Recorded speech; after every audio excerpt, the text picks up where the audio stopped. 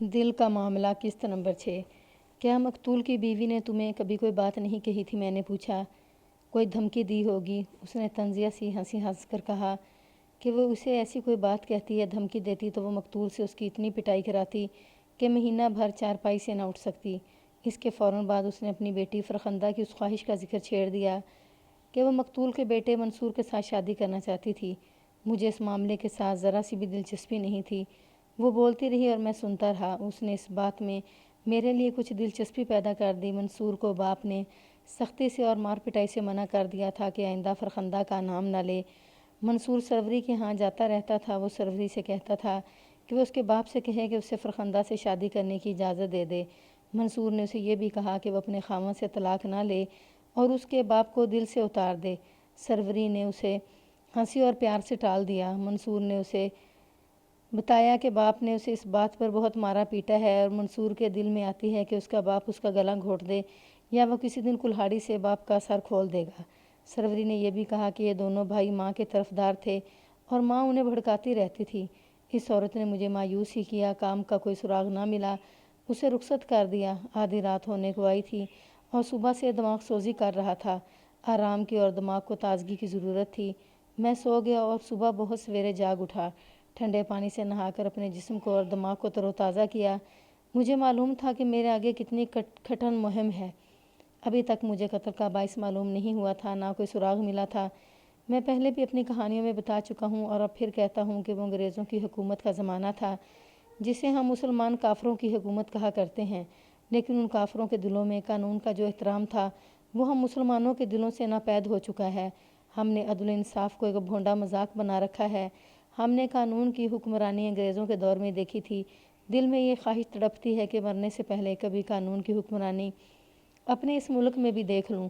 قانون کی حکمرانی کی بات میں نے اس لیے کی ہے کہ انگریز افسر قتل اور ڈاکہ زنی اور کسی عورت کے اغوا کی وارداتوں کو برداشت نہیں کیا کرتے تھے اور تھانے داروں سے یہ توقع رکھتے تھے کہ تھانے دار جن بھوت بن جائیں اور ملزموں کو فوراً گرفتار کریں۔ میں ناشتے پر بیٹھا تھا کہ مقتول کا بڑا بیٹا فیروز آ گیا۔ اس نے میرے کان میں کہا کہ باہر دو آدمی ہیڈ کانسٹیبل کے ساتھ کہیں سے آئے ہیں۔ ان میں سے ایک پرسوں یعنی قتل سے ایک روز پہلے فیروز کے مقتول کے باپ کے پاس آیا تھا اور جب اس کے باپ کے پاس بیٹھ کر کچھ دیر باہر نکلا تو فیروز سے ملا اور کہا کہ یار اپنے باپ کو کچھ سمجھاؤ۔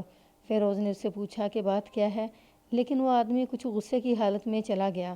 میں نے فیروز سے پوچھا کہ اس نے اپنے باپ کو نہیں بتایا تھا کہ یہ شخص یہ الفاظ کہہ کر گیا ہے۔ فیروز نے کہا کہ اس نے اپنے باپ کے معاملات میں کبھی دخل نہیں دیا تھا اور اب تو اس کے ساتھ بول چال بھی بند ہو گئی تھی۔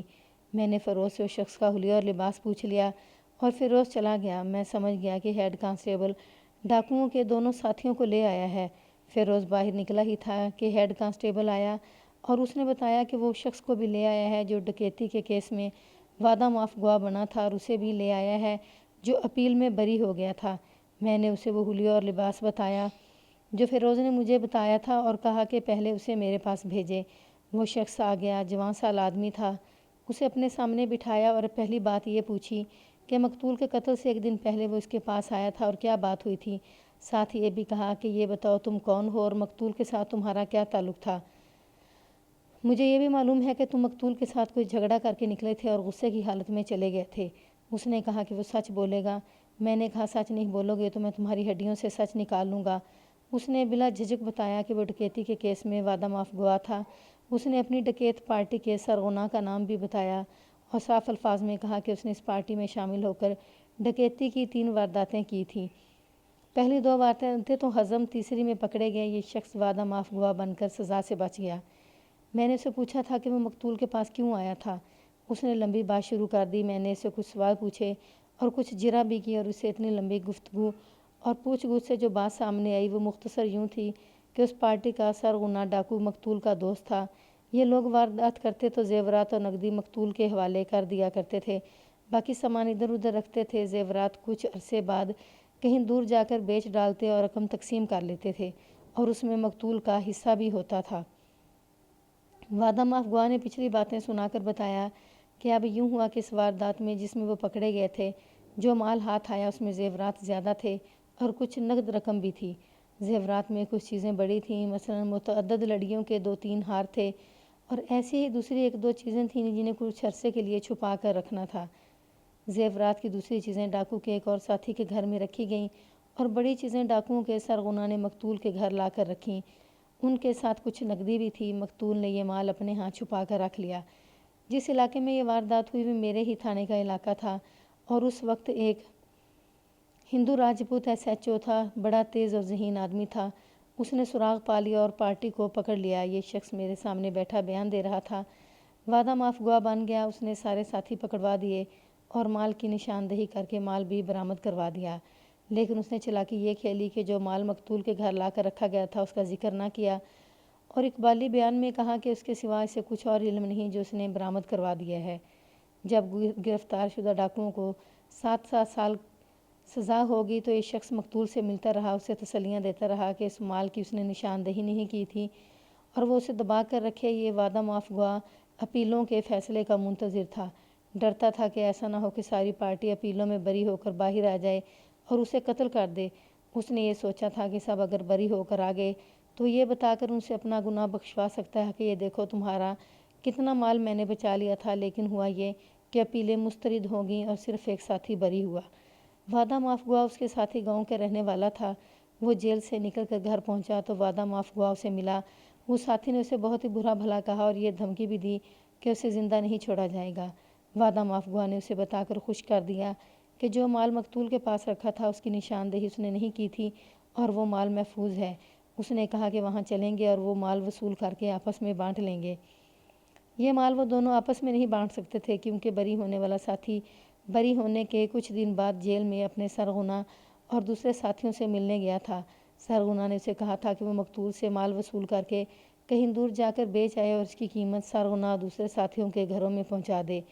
یہ بات تقریباً 3 مہینے پہلے کی تھی۔ یہ دونوں یعنی وعدہ معاف گواہ اور اس کا ساتھی مقتول کے ہاں آئے، اسے سرغنہ کا پیغام دے کر کہا کہ وہ زیورات اور نقدی اپنا حصہ رکھ کر انہیں دے دے۔ مقتول نے کچھ ایسا بہانہ پیش کر دیا کہ مال ایک اور جگہ رکھا ہے جہاں سے 2-4 دنوں بعد ہی ملے گا۔ دونوں واپس چلے گئے اور کچھ دنوں بعد پھر مقتول کے ہاں آئے۔ مقتول نے اب کوئی اور بہانہ پیش کر دیا۔ پھر یوں ہوتا رہا کہ کبھی وعدہ معاف گواہ مقتول کے پاس آتا اور کبھی اس کا ساتھی، اور مقتول کوئی نہ کوئی وجہ بتا کر انہیں ٹال دیتا۔ میں جانتا ہوں حضور آپ نے ہمیں کیوں طلب کیا ہے، وعدہ معاف گواہ نے کہا۔ آپ کو یہ شبہ ہے کہ ہم نے چودھری کا قتل کیا ہے؟ آپ کو یہ شبہ ہے تو یہ بالکل غلط ہے۔ یہ بالکل صحیح ہے کہ میں قتل سے 1 روز پہلے مقتول کے ہاں آیا تھا اور اس کے ساتھ جھگڑا بھی ہو گیا تھا اور میں غصے کی حالت میں واپس گیا تھا، لیکن میں نے سوچا یہ تھا کہ اپنے ساتھی کو بتاؤں گا کہ یہ شخص بے ایمان ہو چکا ہے اور اس سے اب کچھ وصول نہیں ہوگا۔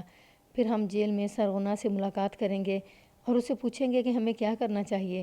حضور ہم ابھی اپنے سرغنہ سے ملے ہی نہیں، اگر وہ ہمیں کہتا کہ اس شخص سے مال وصول کرو، نہیں دیتا تو اڑا دو تو ہم اسے قتل کر کے ہی دم لیتے۔ ایسا کوئی حکم نہیں ہمیں ملا۔ اب ایک بات ذہن میں رکھیں، اس وقت تک میں جن لوگوں سے پوچھ گچھ کرتا رہا تھا وہ سب عام قسم کے لوگ تھے جن کا جرائم پیشہ دنیا کے ساتھ کوئی تعلق نہیں تھا اور نہ ہی وہ کسی پہلو ملزم یا مجرم تھے۔ ان کے ساتھ میرا رویہ کچھ اور تھا جسے آپ شریفانہ کہہ سکتے ہیں۔ ان لوگوں کو میں ڈرا دھمکا تو لیتا تھا لیکن حتی الامکان تشدد سے بچائے رکھتا تھا۔ لیکن اب جو 2 مشتبہ، ایک وعدہ معاف گواہ اور دوسرا اس کا ساتھی میرے سامنے آئے تھے، ان کے ساتھ میرا رویہ بالکل ہی مختلف تھا۔ یہ وہ لاتوں کے بھوت ہوتے ہیں جو باتوں سے نہیں مانا کرتے۔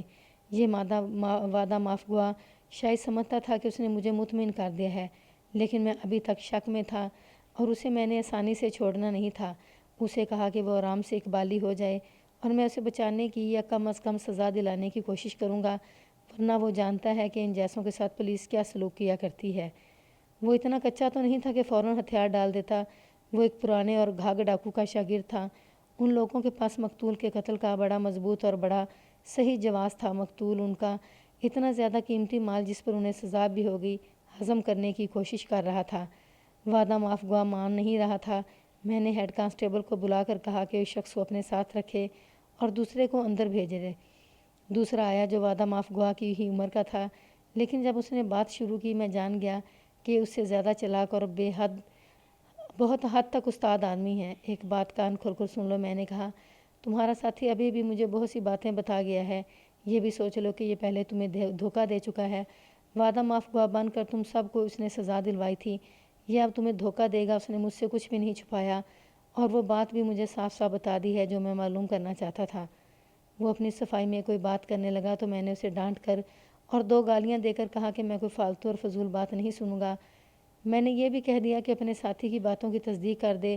اس نے پوچھا کہ وہ کون سی بات ہے جس کی میں تصدیق چاہتا ہوں۔ میں نے کہا کہ سگاؤں کے چودھری کو تم نے قتل کیا ہے یا تم میں سے ایک نے؟ آپ پوچھو گے کہ وعدہ معاف گواہ نے کیا بتایا ہے تو میں یہ نہیں بتاؤں گا۔ تم اپنی جان چھڑاؤ اور صحیح بات بتا دو۔ کیا آپ ہم پر چودھری کے قتل کا شبہ کر رہے ہیں؟ اس نے پوچھا۔ شبہ نہیں، یقین، میں نے کہا۔ قاتل تم دونوں ہو، اپنے آپ کو بچانا چاہتے ہو تو ثابت کر دو کہ قتل میں تم شامل نہیں تھے اور یہ واردات تمہارے ساتھی نے کی ہے جو وعدہ معاف گواہ بن گیا تھا۔ اس نے اچھل اچھل اور تڑپ تڑپ کر قسمیں کھانی شروع کر دیں۔ وہ اس الزام کو قبول نہیں کر رہا تھا لیکن میں اسے جلدی چھوڑنے والا نہیں تھا۔ اس نے دوسری تمام باتیں وہی بتائی تھیں جو وعدہ معاف گواہ بتا چکا تھا۔ اس نے کہا کہ وہ قتل کے ملزم ہوتے تو یہ کبھی بھی نہ بتاتے کہ مقتول کے ساتھ ان کا تعلق کیا تھا۔ مجھے بہرحال یقین کی حد تک شک تھا کہ قاتل یہی ہیں۔ اس زمانے کے ڈاکوؤں کے ہاں یہ رواج تھا کہ اپنا کوئی کتنا ہی پرانا ساتھی دھوکہ دے جائے تو اسے قتل کر دیتے تھے۔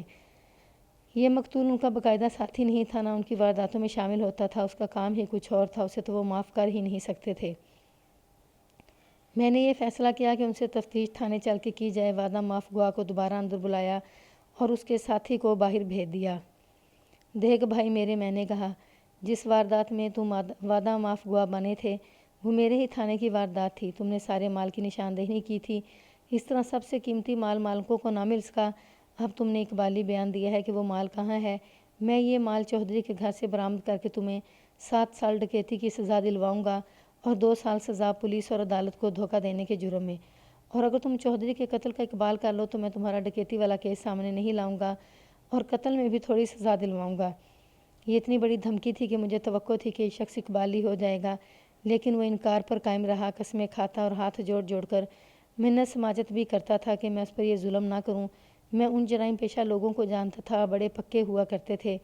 میں نے وہاں سے تفتیش سمیٹی اور ان دونوں کو ساتھ لیا اور تھانے میں آ گئے۔ میں بہت حد تک خوش تھا کہ قتل کے ملزم پکڑ لیے ہیں۔ میں جانتا تھا کہ ان سے اقبالی بیان لینا کوئی آسان کام نہیں، لیکن میں یہ بھی جانتا تھا کہ بے شک پکے جرائم پیشہ ہیں، لیکن انہیں معلوم ہے کہ اقبالی بیان نہ دینا بھی آسان نہیں۔ کوشش تو میری یہی ہوا کرتی تھی کہ اظہار ثانی نہ ہی کروں، لیکن جرائم پیشہ افراد پر جب میں تشدد پر اتر آتا تھا تو انتہا کر دیا کرتا تھا، پتھروں کو بھی زبان لگ جاتی تھی۔ ان کے خلاف کیس تیار کرنے میں جو دشواریاں تھیں ان سے بھی میں واقف تھا۔ میں نے تھانے جاتے ہی محرر ہیڈ کانسٹیبل سے کہا کہ ان کی ڈکیتی کی واردات کا کیس نکال کر مجھے دکھائے۔ پھر میں نے ایک خاص ہیڈ کانسٹیبل اور اے ایس آئی کو بلایا۔ یہ دونوں اظہار ثانی یعنی 3rd ڈگری کی خصوصی مہارت رکھتے تھے۔ ان دونوں کو ان کے حوالے کر کے کہا کہ ان سے اقبالی بیان لینا ہے اور وہ انہیں لے گئے۔